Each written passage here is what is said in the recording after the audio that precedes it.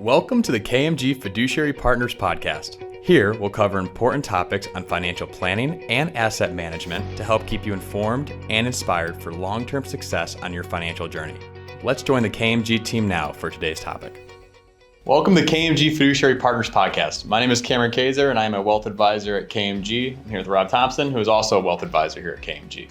Today, we're going to be discussing the Big Beautiful Bill, and more importantly, kind of just give a brief overview of how it impacts our clients or anyone that's interested in financial topics that it might, have some kind of consequence with. So, Rob, can you kind of just dive into it and just give a quick overview of what's important to keep in mind when we're looking at this new passing? Yeah, so there are a handful of changes that have come through that are more prevalent on a kind of day-to-day basis. The more common household is going to see a change. So one of those being the deductibility of car loan interest. So this is a new one, but taxpayers who are individuals that have less than $100,000 of income or joint $200,000 or less of income can deduct up to $10,000 of interest on their car loan. So that's new.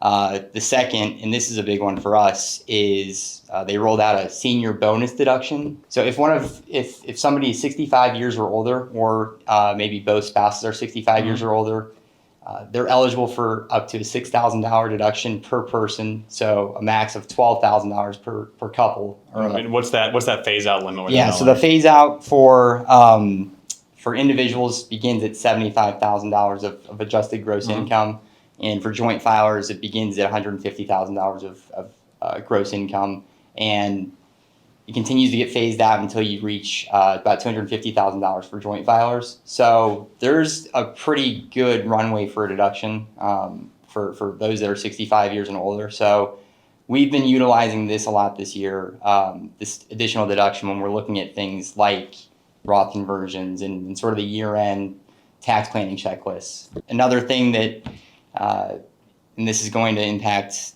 the vast majority of households with kids in the country, is they made the child tax credit permanent for the first time, and also tagged an inflation index onto it. So beginning this year, the tax credit for qualifying children is $2,200, and that'll be indexed for inflation going forward.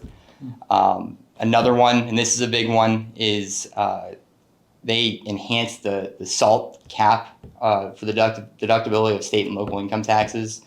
It was at $10,000. Now it's all the way up to $40,000. That's where the new cap is. And if we're just going, high level, with somebody who has $500,000 or less of income, maybe you live in a school district that has a high tax rate or a local income higher than maybe average local tax rate. A lot of people were getting maxed out at that $10,000 mark, and they were not able to itemize their deductions. So this is going to be hopefully something that benefits those who are in maybe some of these higher taxing local jurisdictions. Another big one is the enhanced estate tax exemption limit. So this is probably one of the more important pieces of legislation that got passed here when it comes to the kind of ultra high net worth folk that are out there. That new estate tax limit exemption is at $15 million per person or $30 million per couple.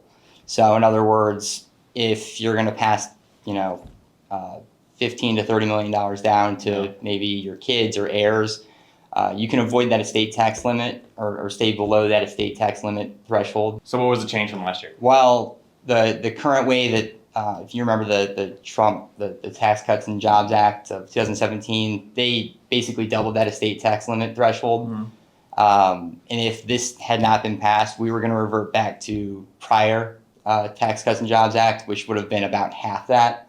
So this is a big benefit that way more people, way more households are going to benefit from than people probably realize. Sure. Yeah, and that probably covers the most common items that are going to impact the vast majority of households. Sure.